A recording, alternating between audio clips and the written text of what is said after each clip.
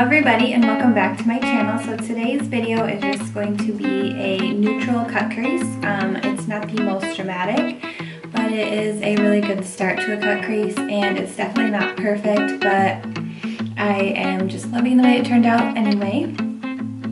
So if you want to see how to get this look, then let's go ahead and jump into the tutorial. First color I'm going in with is Pup. And I'm using the blending side of the Eyeshadow Everything brush. So with this color, I am just kind of putting it right in the crease, and then I'm going to kind of bring it out and start creating just lightly that shape of the cut crease. Since this is the lightest color, you can bring it up fairly high. But this is just going to be a really soft definition. Now I'm going in with the color Basic on the pencil side of the brush. With this color, we're going to start to define that crease all the way from the inner corner and then all the way out, creating that tail. And the pencil side of the brush makes it really easy to get that sharp line and kind of stay right where you want it. And then you can see, like, if I look straight ahead, this one is a little bit lower, but that's just because we haven't cleaned it up with the highlight shade yet. But with this look, you definitely have to keep looking back and forth at both eyes to make sure that they are lining up and kind of, you know, following the same angle as close as possible. Now using some of Coco in that pencil brush again, we're going to use this like directly in where we want to create that cut crease. And this is going to be a softer cut crease, so I'm not going to go too intense or too dark with this, but just enough to add a little bit more sharpness to it. And so with the pencil brush, I'm mainly using that in the actual crease, and then when I get to where it's going to wing out right there, I'm going to use an angled brush, so I can keep it nice and precise. And now I switched over to that Know Your Angles brush, and I'm going to just start following that little wing that we created and just kind of start flicking it out. And this is going to sharpen it some more, as you can tell. And this look definitely really comes together once you take your highlight and clean up the bottom edge. So don't be afraid if it looks a little rough at first.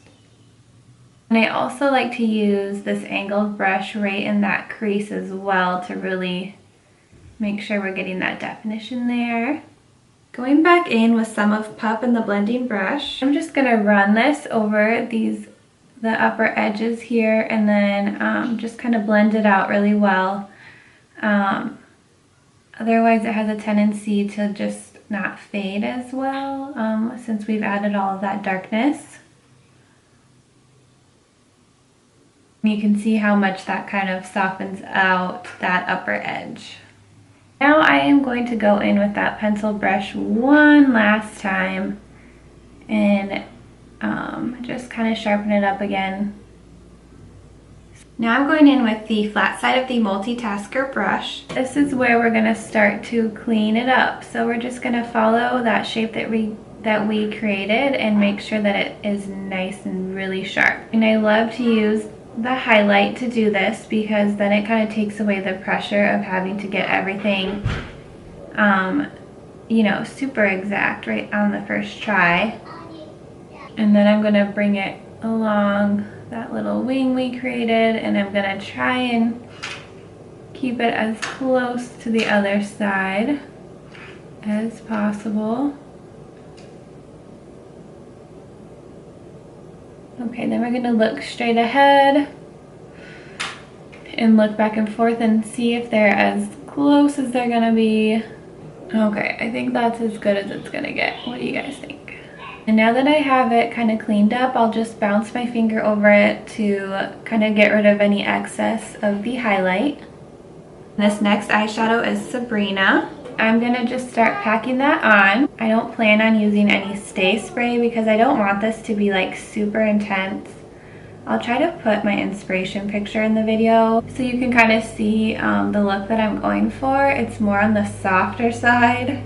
As crazy as that sounds with a cut crease, but I don't want it to be like super shimmery today. Now I'm gonna do some liner, and I'm gonna try and get this to kind of follow so that it's gonna be pretty with that cut crease. For liner, I'm using my favorite, which is the NYX liner. It's the matte black one. And for this, I'm gonna start off with that tail, and I wanna keep this a really thin liner.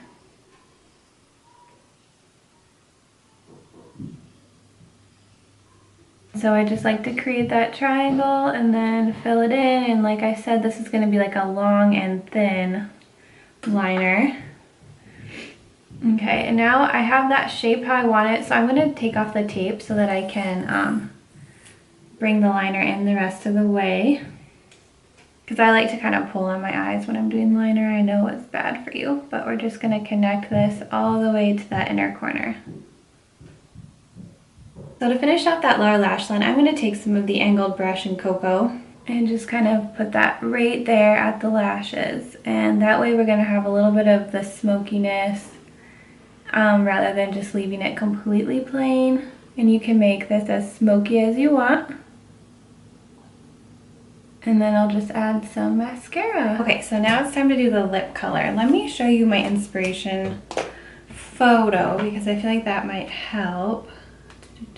So that is what I was going for today. But I'm trying to figure out what we should do for lip color. Thinking more nude and neutral, of course.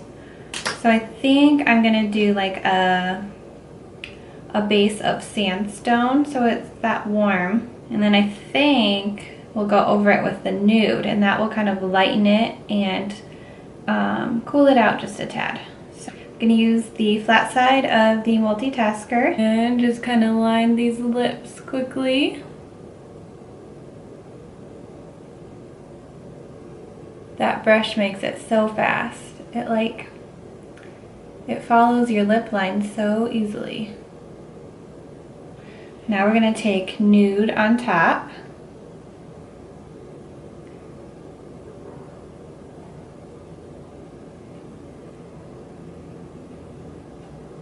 If you're like me and you get a little messy, just take the smaller side of the multitasker brush and use that